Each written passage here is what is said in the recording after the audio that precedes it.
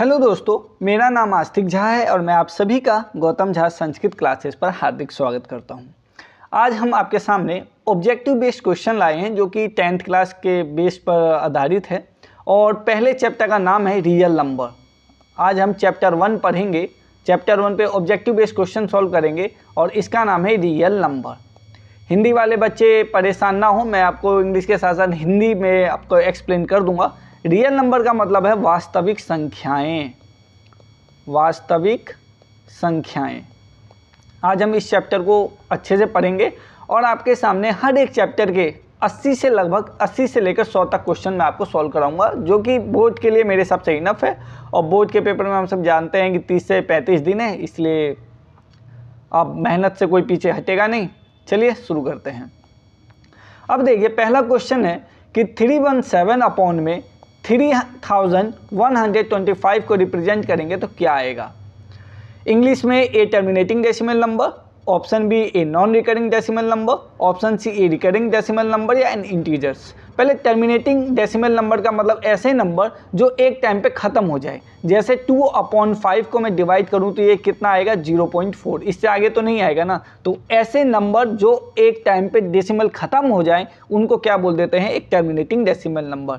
Recurring का मतलब होता है ऐसे नंबर जो रिपीट करते हों, जैसे 0.2255, फिर से 2255। ये देखो रिपीट कर रहे हैं ना नंबर, एक सीक्वेंस रिपीट कर रहा है 2255 2255। ऐसे नंबर रिकरिंग नंबर होते हैं। और नॉन नेगेटिव सेंस में है, यानी नॉट रिपीटिंग डेसिमल नंबर, यानी ऐसे नंबर जो रिपीट ना करते हो। हिंदी वाले बच्चे ध्यान दें, ए रिकरिंग डेसिमल नंबर जो रिपीट करते हो, जैसे 0.2222 ऐसे भी नंबर होते हैं, 0.111 ऐसे भी नंबर होते हैं, 0.523 523 523, यानी जो एक सीक्वेंस को फॉलो करते हो। और इंटीजर्स ऐसे नंबर जो माइनस इन्फिनाइट से लेके प्लस इन्फिनाइट तक के बीच और के सारे नंबर हमारे इंटीजर्स कहलाते हैं। चलिए, आपके पास ये 4 ऑप्शन है। हिंदी वाले बच्चों को भी मैंने समझा दिया है। आपके पास 4 से 5 सेकेंड का टाइम है। चलिए बताइए इसका आंसर क्या होगा।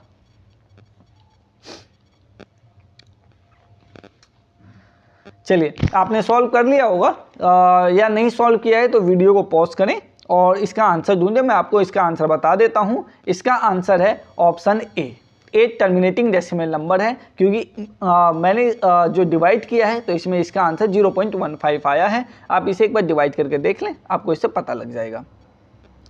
चलिए आगे की ओर मूव करते हैं। चलिए, ये आपके सामने दूसरा क्वेश्चन है जिसमें पूछा हुआ है the HCF of 420 and 130 is. HCF का मतलब होता है हाईएस्ट कॉमन फैक्टर। इंग्लिश में पहले बता देता हूँ, फिर हिंदी में बता दूंगा। HCF का मतलब होता है हाईएस्ट कॉमन फैक्टर, और इसी को हिंदी में हम बोलते हैं महत्तम समापवर्तीय। महत्तम समापवर्तीय। 10th क्लास के बच्चे ध्यान दें, आपको HCF निकालना है 420 एंड 130 के बीच। देखते हैं इसका आंसर क्या आता है। चलिए सॉल्व करिए। मैं इसको भागफल विधि भाग विधि से सॉल्व करूंगा तो ये आ जाएगा 3 यानी 390। आप अपना आंसर खुद निकालिए और यहाँ से मैं भी सॉल्व करता हूँ और इसके बाद मैं आपको सही आंसर का टिक लगा दूंगा और आप भी अपने आंसर को मैच कर सकते हैं। ये आएगा लगभग 30।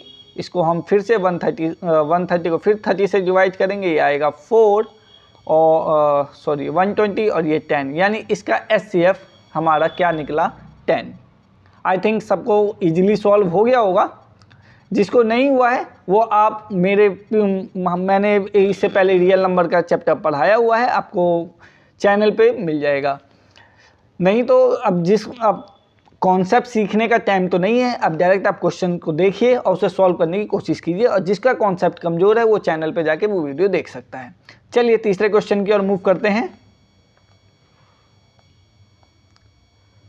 आपके सामने तीसरा क्वेश्चन है।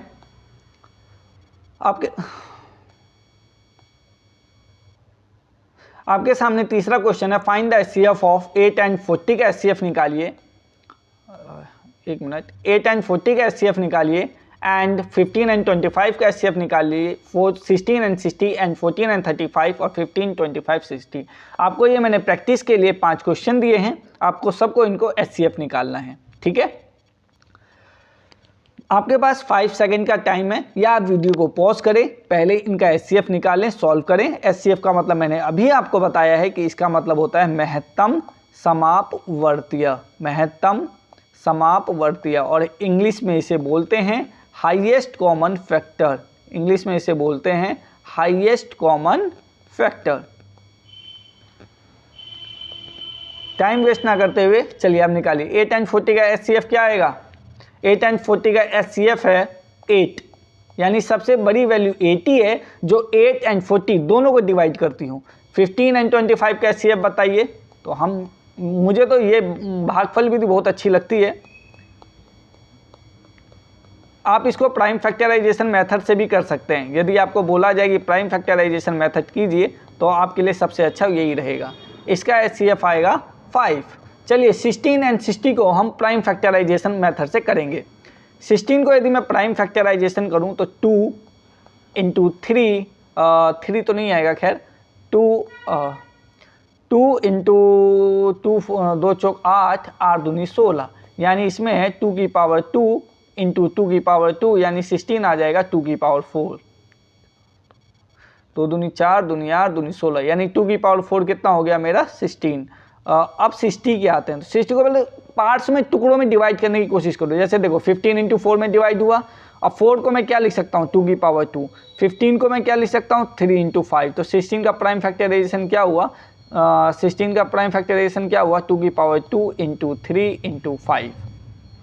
अब हम एचसीएफ में हाईएस्ट कॉमन फैक्टर, यानी जो दोनों में सेम हो और दोनों में सबसे बड़ी वैल्यू को हम कॉमन करें, बस सेम हो। जैसे यहाँ पे भी 2 की पावर 2 है, यहाँ भी 2 की पावर 2 है, तो हम क्या ले लेंगे? 2 की पावर 2। क्या यहाँ 3, यहाँ पे 3 है? क्या 16 में 3 है? नहीं है, तो हमें नहीं लेना है, हमें दोनों में कॉमन चीज़ लेनी है, वो भी सबसे बड़ी। 5 है? नहीं है, तो इसका हाईएस्ट कॉमन फैक्टर क्या निकल जाएगा? 4। आई थिंक आप सभी को समझ में आ रहा होगा। चलिए अब 14 and 35 आपके लिए होमवर्क है, और 50 and 25 60 को आपको सॉल्व करके दिखाना है। इसका एचसीएफ आपको कमेंट सेक्शन में दिखाना है। आपके सामने डेली में वीडियो आएगा, और आपके एग्जाम तक जो 30 से 35 दिन है, मैं आपको 30 से 35 दिन में इतनी अच्छी से मैथ करा दूंगा, ऑब्जेक्टिव बेस्ड क्वेश्चन सारे करा दूंगा। और यदि किसी को कॉन्सेप्ट में भी दिक्कत हो तो वो कमेंट सेक्शन में मैसेज कर सकता है, मैं आपके लिए पूरी तरह से तैयार हूँ। चलिए अब अगला क्वेश्चन करते हैं। चलिए आपके सामने क्वेश्चन नंबर 4 है। The HCF of 100 and 101 is. इसका ऑप्शन ए है 1, ऑप्शन बी है 7, ऑप्शन सी है 37 और ऑप्शन डी है नन ऑफ दीज। चलिए 100 and 101 के दोनों का एचसीएफ निकाल के दिखाइए एक साथ, 100 and 101 का। चलिए इसका आंसर बताइए। आपके पास वीडियो को पॉज करें और इसका आंसर पहले खुद लगाएं, फिर आफ्टर दैट आप मेरे रिजल्ट को देखें कि इसका आंसर क्या है। ये देखिए 100 एक कंपोजिट नंबर है, 100 एक कंपोजिट नंबर है। कंपोजिट नंबर ऐसे नंबर को बोलते हैं जिनके मोर देन 2 फैक्टर हो, मोर देन 2 फैक्टर हो, यानी जिसके 2 से ज़्यादा फैक्टर हों। मैं आपको यदि एग्जाम्पल तौर पे बताऊं तो पहले नंबर 2, लेकिन 2 के कितने फैक्टर हैं? केवल 1 और 2, तो यानी ये कंपोजिट नंबर नहीं है। 3 का देखें तो इसका है 1 और 3, ये भी कंपोजिट नंबर नहीं है। अब आते हैं 4 पे, 4 के 1 2 4, तो ये मेरा इसके 2 से ज़्यादा फैक्टर हैं, तो 4 मेरा क्या हो गया? Composite number. 4 मेरा क्या हो गया? Composite number. आई थिंक आपको समझ में आया होगा। तो कंपोजिट नंबर किसे बोलते हैं? तो 100 को बोलते हैं हम कंपोजिट नंबर, और 101 एक प्राइम नंबर है जो किसी से भी डिविजिबल नहीं होता। प्राइम नंबर मतलब जो केवल 1 से डिविजिबल होता है, प्राइम नंबर। यानी 101 का इसमें सबसे बड़ी वैल्यू क्या कॉमन आएगी? 1, जो दोनों में पॉसिबल हो उसी को लेते हैं। अब 101 का भी क्या होगा? 1, यानी इसका ऑप्शन ए है। यानी आपसे कंपोजिट नंबर और प्राइम नंबर के बीच एचसीएफ पूछे तो इसका आंसर आप क्या लगाएंगे? 1। चलिए अब अगले क्वेश्चन की ओर मूव करते हैं। अगला क्वेश्चन है 5 the HCF of 144 and 198 is. चलिए इसका आंसर आप बताइए। वीडियो को पॉज करें, after that you solve this question. तो 144 हम इसे प्राइम फैक्टराइजेशन मेथड से करने की कोशिश करेंगे। अब मेरे हिसाब से तो ऑब्जेक्टिव बेस्ड क्वेश्चन है, तो डिवाइड वाला रूल ज़्यादा इजी पड़ेगा। 198 आप प्राइम फैक्टराइजेशन मेथड से भी कर सकते हैं। आंसर में कोई भी फ़र्क नहीं आएगा, ऑप्शन से आंसर सेम ही आएंगे। आप प्राइम फैक्टराइजेशन मेथड से कोशिश कीजिए, मैं इससे कोशिश करता हूँ। अब ये 3 से तो ज़्यादा हो जाएगा, यानी 2 से करेंगे तो ये 108, तो 6 और 4 में 3 यानी 36। 36 से डिवाइड करूँगा तो 36, ये 8, 14 में से 6 गया 8 और 4 में से 3 गया 1, और ये देखो डिवाइड हो गया 18 2 जा 36, यानी इसका ऑप्शन है 18। यानी आपसे द HCF ऑफ 144 एंड 198 का HCF पूछता है तो 18 है, यानी 144 और 198 का महत्तम समापवर्तीय, इसका आंसर 18 है। आपको समझ में आया? हिंदी में HCF को बोलते हैं महत्तम समापवर्तीय। हिंदी वाले बच्चे परेशान ना हो, यदि उन्हें ज़्यादा दिक्कत हो रही है तो मैं हिंदी के लिए अलग से ऑब्जेक्टिव बेस्ड क्वेश्चन करा दूंगा। आप कोशिश कीजिए, क्योंकि 12th के बाद आपको इंग्लिश में ही पढ़ना है, तो छोटे छोटे कीवर्ड यदि आप याद रख लेंगे तो ये आपके लिए ही फायदेमंद होगा। चलिए आगे क्वेश्चन नंबर 6 है, the HCF of 144, 180 and 190 is. ये आपको मैं होमवर्क दे रहा हूँ, ठीक है? अब तो आप ये कर ही लेंगे, ठीक है? आपको मैंने HCF बता ही दिया है। HCF का मतलब हो गया महत्तम समापवर्तीय।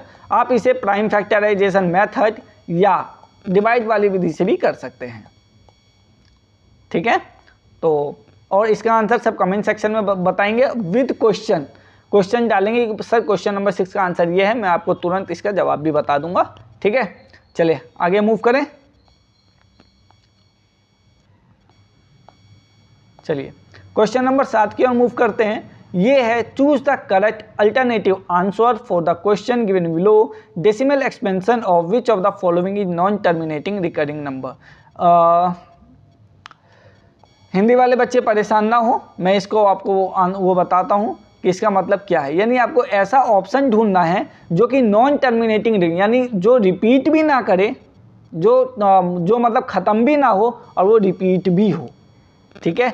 यानी जैसे मैं आपको बता रहा हूँ, जैसे रिकरिंग का मतलब मैंने आपको क्या बताया कि रिपीटिंग नंबर, ऐसे नंबर जो रिपीट में आए, और नॉन टर्मिनेटिंग मतलब जो ख़त्म ना हो। जो आप ये बार देखते हो ना, 31 के ऊपर बार, यानी इसका मतलब क्या है, ये रिपीट करता रहेगा, यानी 31 कितनी बार रिपीट करता रहेगा और ये कभी ख़त्म भी नहीं होगा, यानी 0.31 31 31 31 जैसे, ठीक है? ये बार का मतलब यही है कि ये नंबर बार बार रिपीट कर रहा है, इसी को हम बोल देते हैं नॉन टर्मिनेटिंग रिकरिंग नंबर, यानी ऐसे नंबर जो रिपीट भी करें और वो कभी ख़त्म भी ना हो, ठीक है? जैसे डिवाइड करें तो 10/3 को ले सकते हैं, तो यदि हम इसे डिवाइड करेंगे तो ये क्या आएगा 0.3333, तो कितने 3 पे लिखें, तो हम ज़्यादा पे नहीं लिख सकते, तो हम यहाँ पे लिख देते हैं 0.3 पे बार का साइन। इसी को हम क्या बोल देते हैं, non terminating recurring number, non terminating recurring number. I think समझ में आया होगा। तो आपके पास ऑप्शन ए है 2/5, इसको हम डिवाइड करेंगे तो क्या आएगा 0.4, तो ये ऑप्शन आपका गलत है। क्यों? ये पहली बात तो ये रिकरिंग भी नहीं कर रहा है और नॉन टर्मिनेटिंग भी है। टर्मिनेट मतलब ये हमारा हो गया टर्मिनेटिंग डेसिमल नंबर। ये किसका ऑप्शन हो गया मेरा? ये ऑप्शन हो गया मेरा टर्मिनेटिंग डेसिमल नंबर। ये मेरा ऑप्शन है टर्मिनेटिंग डेसिमल नंबर का, टर्मिनेटिंग डेसिमल नंबर। बिकॉज यदि मैं 2/5 को आपस में सॉल्व करूं तो इसका आंसर 0.4 आएगा। अब आपके पास ऑप्शन बी है 3/16, ऑप्शन सी है 3/11, ऑप्शन डी है 137/25। अब जल्दी से इस क्वेश्चन का आंसर बताएं कि ऐसा कौन सा नंबर है जो ख़त्म भी ना हो और रिकरिंग मतलब वो रिपीट भी होता रहे। ऐसा नंबर जो नॉन टर्मिनेटिंग हो, यानी ख़त्म भी ना हो, या रिकरिंग यानी जो सेम जैसे 0.3 बार हो गया, 0.125 1 2।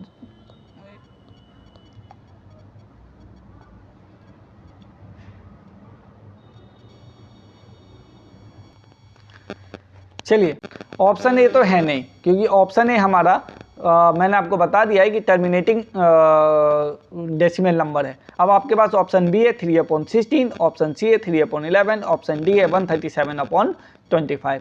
अब आप इसका ऑप्शन मुझे बताएंगे कमेंट सेक्शन में कि इन ऑप्शन में से कौन सा नॉन टर्मिनेटिंग रिकरिंग नंबर है। नॉन टर्मिनेटिंग रिकरिंग नंबर मैंने आपको बता दिया है कि क्या क्या होते हैं। चलिए अब आगे क्वेश्चन नंबर 8 की ओर मूव करते हैं। In the decimal expansion of rational number क्या है 43 अपॉन में 2 की पावर 2 इंटू 5 की पावर 3, ठीक है। After how many digit decimal will and, ये कह रहा है यदि हम इन पूरे नंबर को सॉल्व करें तो हम जो इसे डिवाइड करेंगे आपस में, हम जानते हैं 43 ऐसे तो पूरी तरह से डिविजिबल नहीं है क्योंकि 43 किसी के टेबल में नहीं आता, तो हम जब इसे डिवाइड करेंगे तो डेसिमल में नंबर आएगा, तो वो पूछ रहा है कितने मतलब कितने डिजिट के बाद डेसिमल एंड हो जाएगा, ठीक है। तो आप इसे सॉल्व करिए और मुझे इसका आंसर बताइए। आपके पास 5 सेकेंड का टाइम है, चलिए सॉल्व करिए।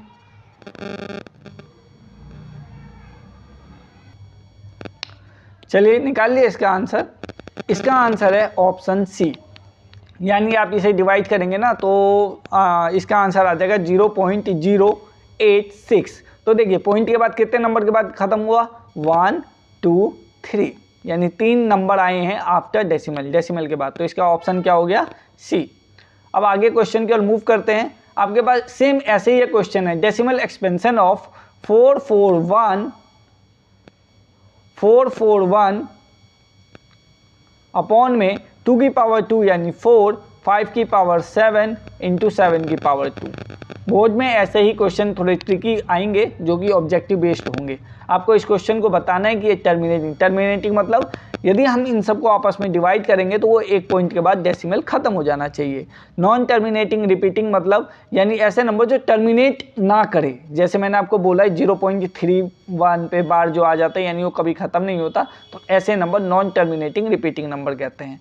अब तीसरा ऑप्शन है आपके पास terminating and non terminating both. पहली बात तो ये ऑप्शन हो ही नहीं सकता क्योंकि ऐसा कोई नंबर जो टर्मिनेट भी करे और टर्मिनेट ना भी करे, तो क्या ये पॉसिबल है?